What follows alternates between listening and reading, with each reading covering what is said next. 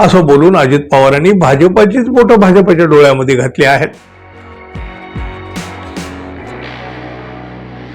मित्रहो, पुण्याच्या महापालिकेची निवडणूक जनतेच्या प्रश्नापेक्षा राजकारणातल्या गुन्हेगारीबाबत अधिक चर्चेची ठरलेली आहे.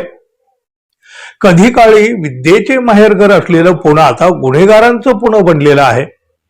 इथली गुन्हेगारी आणि राजकारण या एका नाण्याच्या दोन बाजू बनलेल्या आहेत. या परिस्थितीला अजित पवार हेच जबाबदार असल्याचं म्हटलं जातं, पण संस्कृतीचा ढोल वाजवणारा भाजप सुद्धा यामध्ये मागे राहिलेला दिसत नाही. पुणे आणि पिंपरी चिंचवड नगरपालिकेच्या निवडणुकीमध्ये अजित पवार यांनी आंदेकर कुटुंबासह इतर काही गुन्हेगारी पार्श्वभूमीच्या उमेदवारांना निवडणुकीमध्ये उमेदवार म्हणून उभं केलं आहे. त्यांच्यासाठी आता ते मतं मागत आहेत. त्यामुळं अजित पवार यांच्यावर जोरदार टीका होते.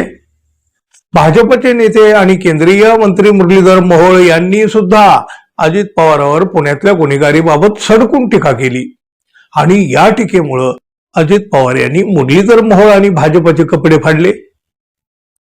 कुख्यात गुंड निलेश घायवळला परदेशात कोणी पळवून लावलं असा सवाल अजित पवारांनी केला. त्याने कोणाचं नाव घेतलेलं नाही, पण तरी सुद्धा मुरलीधर मोहोळ यांच्याकडेच त्यांचा रोख होता हेही काही लपून राहिलेलं नाही.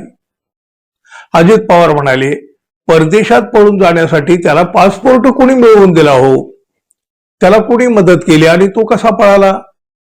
शिवाय त्यांनी गेल्या काही वर्षात कोणाकोणाला कशा पद्धतीने उमेदवारी दिली याची पण माहिती काढा. पुण्यात गेल्यावर मी पण माझे आणि भाजपची सुद्धा यादी दाखवतो.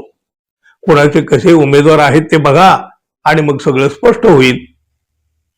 एका उमेदवारावर गुन्हे दाखल आहेत, पण तो दोषी ठरलाय का असा सवाल करीत अजित पवार म्हणाले, माझ्यावरही 70 कोटीचे आरोप झाले. ज्यांनी आरोप केले त्यांच्यासोबत मी बसलो ना, याचा अर्थ आरोप म्हणजे दोषी असा होत नाही. असं बोलून अजित पवारांनी भाजपाचीच बोटं भाजपाच्या डोळ्यामध्ये घातली आहेत. महायुतीत एकत्र सत्ता भोगत असले तरी एकमेकाचे कपडे फाडण्याची स्पर्धाच आता त्यांच्यामध्ये लागलेली आहे. शहरातील गुन्हेगारी संपली पाहिजे असं म्हणणाऱ्या अजित पवार यांनी गुन्हेगारांना उमेदवारी दिली, हे कोणत्या तत्वात बसतं असा प्रश्न भाजपनं विचारला तर अजित पवार यांनीही भाजपाला आरसा दाखवला.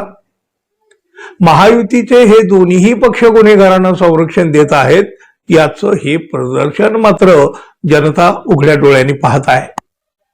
दोन्ही पक्ष एकमेकांचं वस्त्रहरण करीत असल्यामुळं या दोन्ही पक्षाचे मुखवटे फाटलेले आहेत, बुरखेही फाटलेले आहेत. गुन्हेगार आणि गुन्हेगारीचं समर्थन करणाऱ्यांना पुण्याचे मतदार स्वीकारतात का, हेच खरं तर आता पाहणं अत्यंत महत्वाचं आहे. कारण शेवटी अंतिम निकाल तर त्यांच्याच हाती आहे. धन्यवाद. पुन्हा भेटू. नमस्कार.